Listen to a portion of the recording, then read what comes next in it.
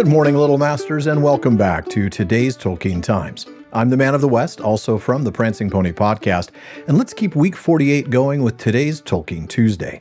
Now, we're still in the revised and expanded letters this series, this time focusing on new letters or existing letters with new content, written around, or really most of the time now, just after the time that The Lord of the Rings was published. Now, last week we spent most of our time talking about translations and the nomenclature that Tolkien wrote to help them not mess up their translations. Today we're going to spend most of our time talking about an adaptation that was in the works and some of Tolkien's thoughts about it. Now, we're starting with a brand new letter, number 200A, written to Rainer Unwin on September 4th, 1957. By this time, The Return of the King had been out for almost 2 years.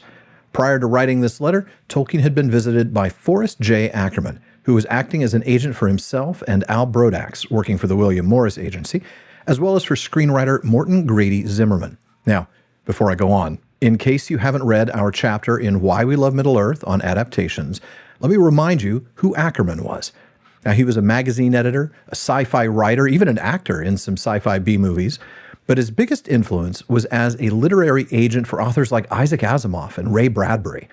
Or maybe it was the fanzines he started, or maybe kind of how he made cosplay a thing. I mean, he was huge. He was a lot of things in the sci-fi and fantasy worlds, and one of those was an agent for the screenwriter Morton Grady Zimmerman. Now, in this meeting with Tolkien, he pitched Zimmerman's synopsis and showed him artwork from Ron Cobb. Now, at that time, Cobb was a junior artist at Disney working on Sleeping Beauty. But he would later go on to work for Lucasfilm, designing a number of exotic aliens, including the Hammerhead in the Mos Eisley Cantina. He designed the ship for Alien. He designed sets and weapons for Conan the Barbarian, and he designed the DeLorean time machine for Back to the Future. The guy knows his stuff, which might explain why Tolkien sees talent in this young man's work. I have seen the specimen drawings of the artist and consider them admirable. He also tells Rainer that he has in his possession the storyline, which I will send you when I have properly considered it. And though he would later shred it to bits in letter 210, he conceded that at a glance it shows a great deal more feeling for the story in the terms of this sort of thing than anything the BBC contrived. Wow. Given what we know about his opinions on the Zimmerman script, that's got to sting if you're the BBC. Now, the next letter, number 201, is not new, but it does have a couple of new paragraphs worth looking at. This letter was written only 3 days later, and Tolkien says that the storyline is, as might be expected, on a much lower level of art and perceptiveness than the pictorial material. And he has some very strong words for it, saying that it is in some points bad and unacceptable, though he does conclude that so long as the author is open to criticism and direction, it's not quite irremediable. Tolkien's opinion, basically, is that it was written in too much of a hurry. He says, it reads like a production of haste after a single reading and without further reference to text. Well, as agents are wont to do, Mr. Ackerman had assured Tolkien that their desire was pleasing the author, but Tolkien informed them that will not be easy. Tolkien does, however, suggest an alternative to pleasing him. He writes to Rainer, quite crudely, displeasing the author requires a cash equivalent. Only the prospect of a very large financial profit would make me swallow some of the things in this script. But I had the impression that there is not much money in this proposition. In that case, they'd better be a bit more artistic. But now we come to the heart of today's episode. It's the all-new letter number 204A, dated December 13th, 1957. It was written to Rainer Unwin in response to Rainer's request for Tolkien's approval on a reply that he had drafted to Ackerman. Tolkien says of Ackerman, I came to the conclusion then that he was, in spite of his style, a genuine enthusiast.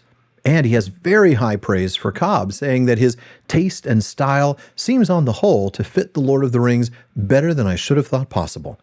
I should say that he can be sinister without great distortions. He is certain to prove less good on anything noble or admirable. We all are, and Americans especially. Not quite sure what he meant about that. Maybe it's the Disney influence, but now I want to see Cobb's ring wraiths if that's what Tolkien said about him. Unfortunately, though, good art wasn't going to carry the day. As Tolkien says, the visual art is not of such a superlative order that it could carry the stupidities and vulgarities of the script. And I am afraid we must take a stand there, as you have very clearly indicated. Either the scriptwriter must be humble and cooperative, or his visual colleagues must go unpublished. Tolkien then expresses a question I didn't even think would have been a question. He says, what about talk? As in, a talking film, not a silent film. He says, a silent would of course be much easier to negotiate, and the horrors of the scenario's style would not matter. Then he absolutely puts his foot down. But if there is to be dialogue and or narrative transitions, the words of the text must be closely followed. You want to know what Tolkien would think about adaptations? There's a clue. Now, identifying his biggest criticism as the disconnect between script and artists, he writes, the chief and special talent of the group obviously lies and will lie in the scenic and pictorial. The scriptwriter should consider this.